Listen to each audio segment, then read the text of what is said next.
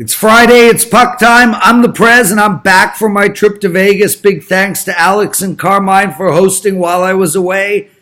Today's show, we'll talk a little bit, we'll talk some futures, we'll talk tonight's game, we'll talk tomorrow's game. I've got Andrew McInnis with us from sportsmemo.com and the great Carmine the Bald Man Bianco from WagerTalk. Kiss my biceps, but I have none. I'm wearing the Mexico national jersey today, baby. Why? Build the wall.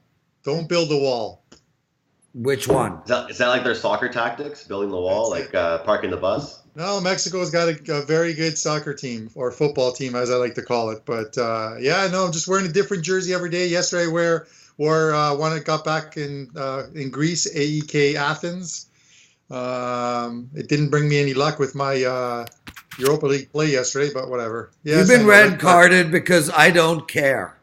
Hey, listen, before we get into hockey, big congratulations. You finished second in Venetian poker tournament, my friend. I did, and I didn't tweet it. You know, I'm the worst tweeter ever, man. Like, I got to start figuring this out. I'm so talkative, and yet I can't seem to tweet it all, but it was a fun day, 11 hours of poker. Heads up lasted 3 hands, which was a shame. I really would have liked to have played that a little longer. And the guy who beat me heads up was just such a dick. You know, he was short stack or whatever. We were all around the same with 5 to go, and he demanded a chop, talked everybody into it except for one guy. One guy just refused to chop. What was the final hand you lost on?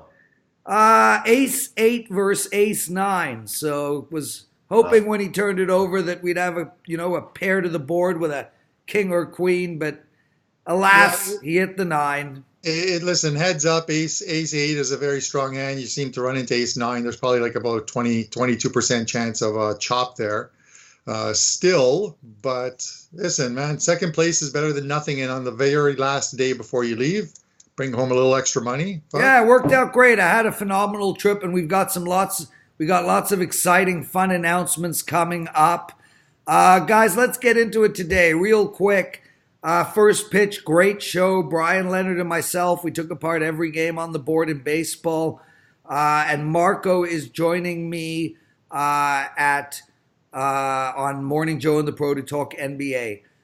Guys, listen, let's start with some series prices right off the bat. Boston won last night, 5-2. Mrazek just didn't look the same. I think we're going to see McElhinney back in net. Mrazek was slow, didn't move really well side to side. He's clearly a little injured. We find Boston at minus 320 on the series. Tough to bet that.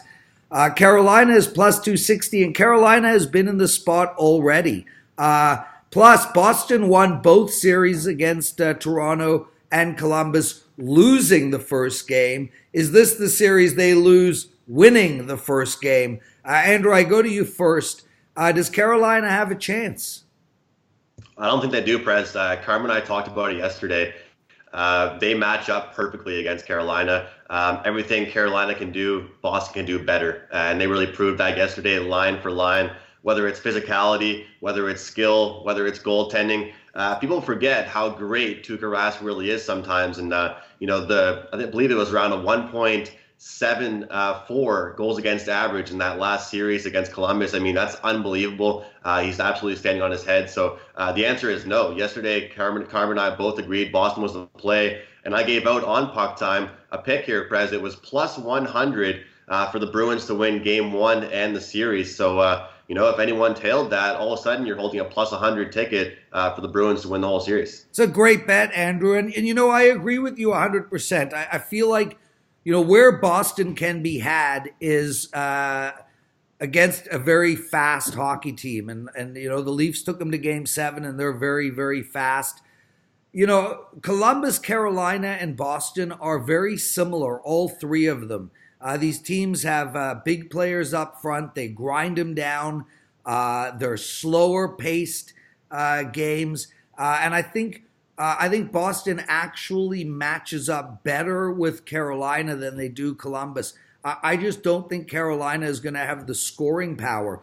we have two similar styles of play, but yet Boston has that one incredibly strong line. And you go and you start looking. I mean, Boston's second line is good. Charlie McAvoy, I think this is his second year in hockey.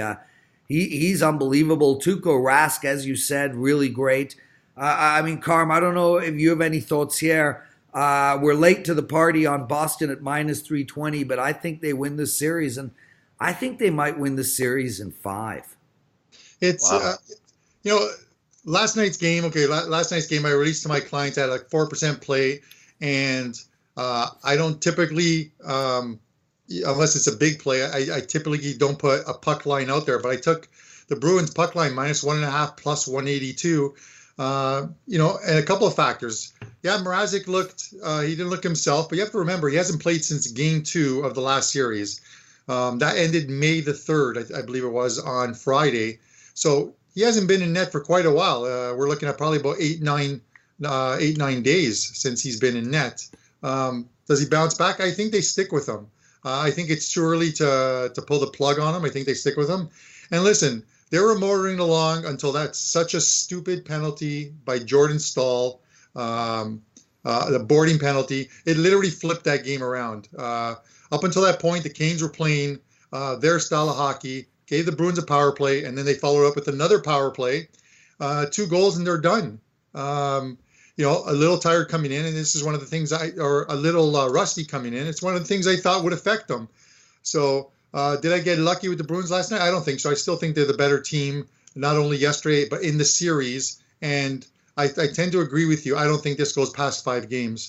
I think it's really important that we mention the fact that not just that Bergeron line, not just Pasternak, but the way the Bruins started that game.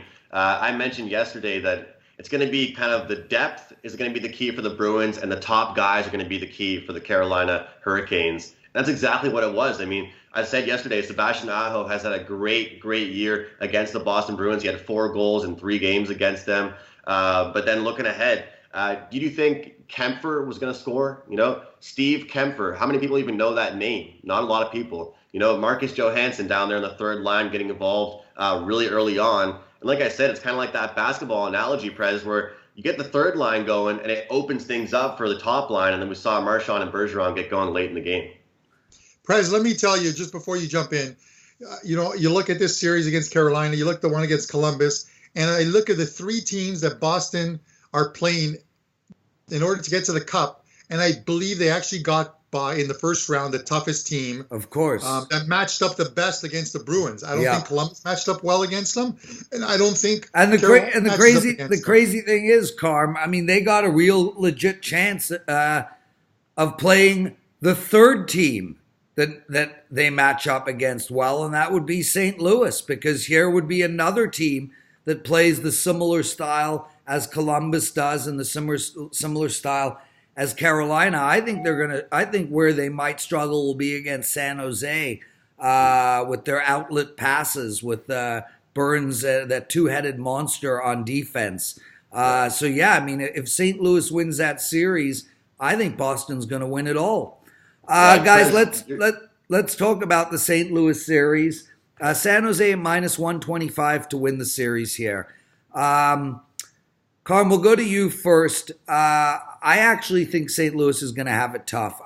For some reason, I feel like, with that crazy comeback against the Vegas Knights from San Jose, with that goal disallowed against Colorado in Game 7 and them winning that game, we look and we see, who are the teams of destiny, and I get it. St. Louis have been playing outstanding, best team in the league since January.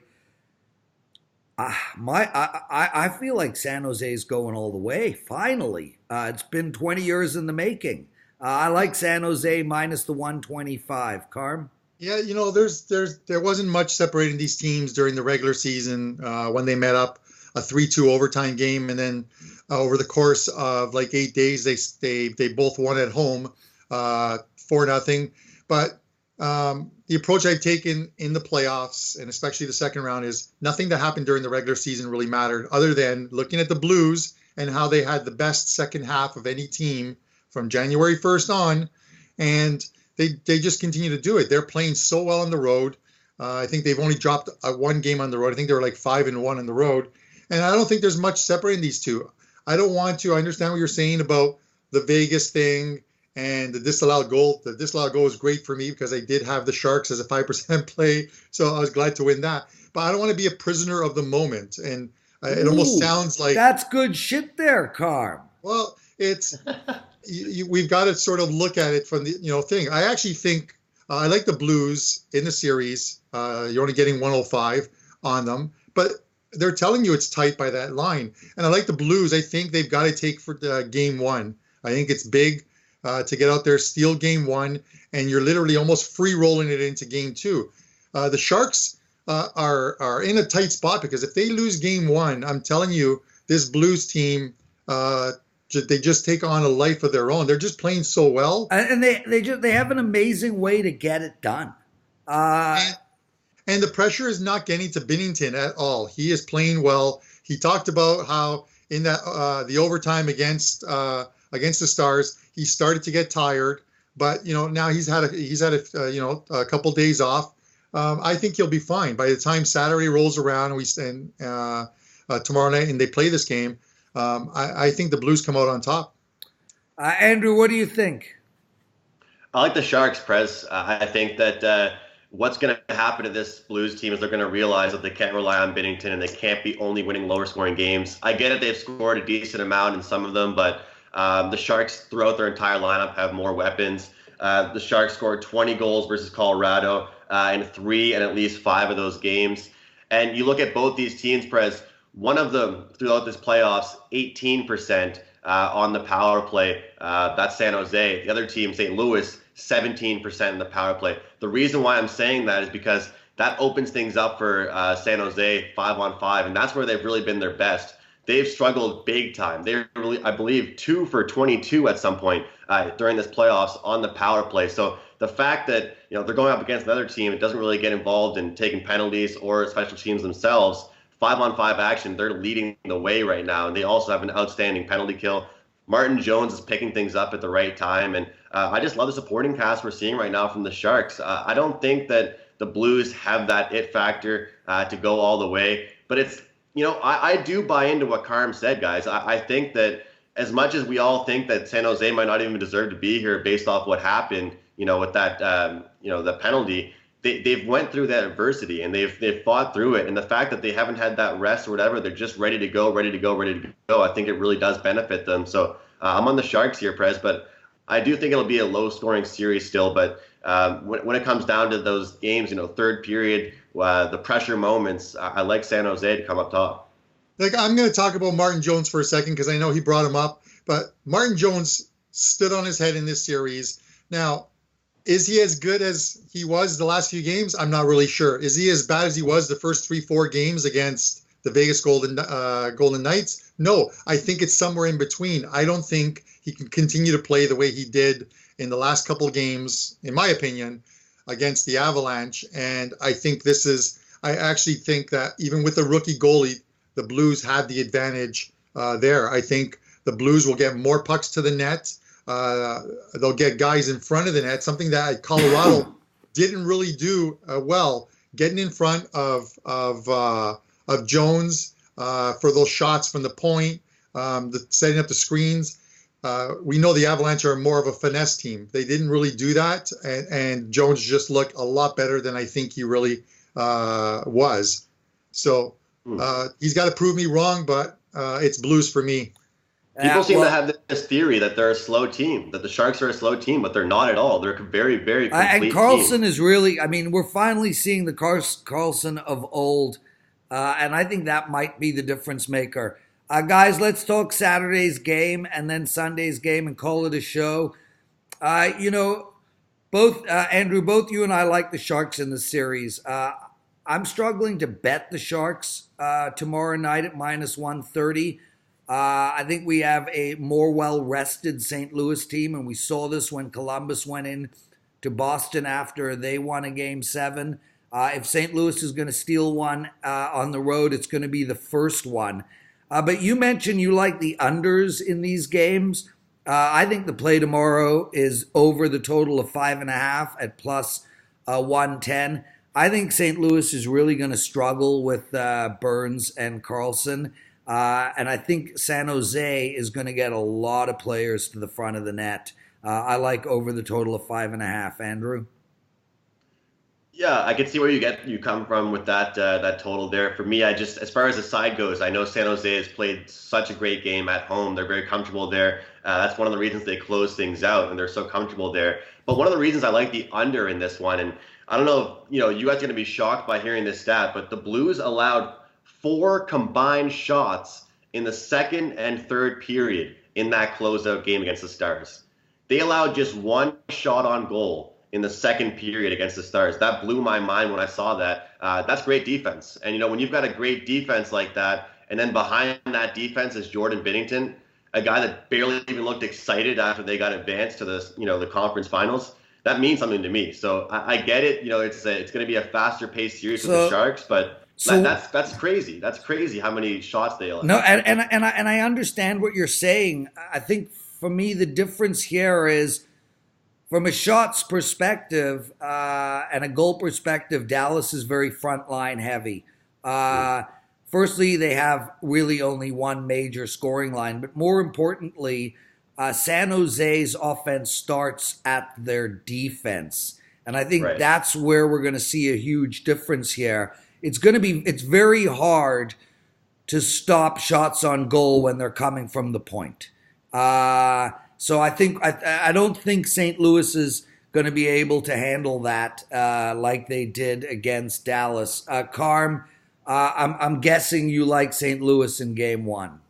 Yeah, I do like St. Louis in Game 1, and I'm going to touch on Carlson for a second. I watched Carlson the last couple of games. I wasn't impressed with him. Listen, let me tell you, he watched PuckTime the last 2 games, and he wasn't impressed with you.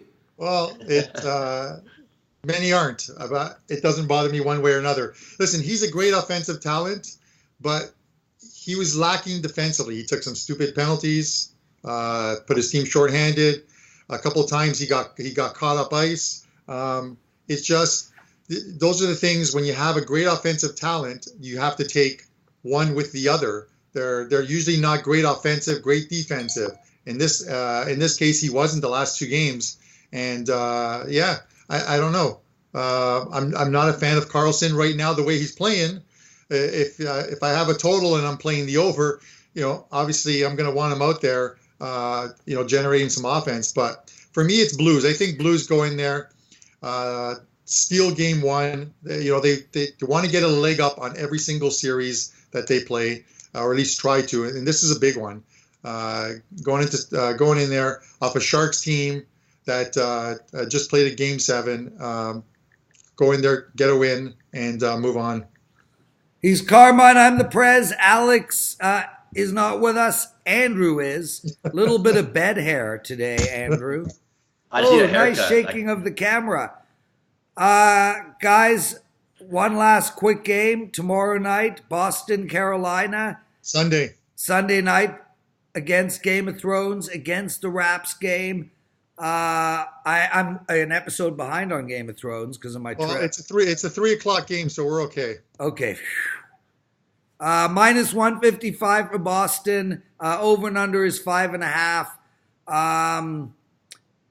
I go to you first, Carm. I mean, bottom line for me is I like Boston again. Yeah, I'm pretty much in the same boat. I like the Bruins. Like I said, I think this isn't going to be a long series.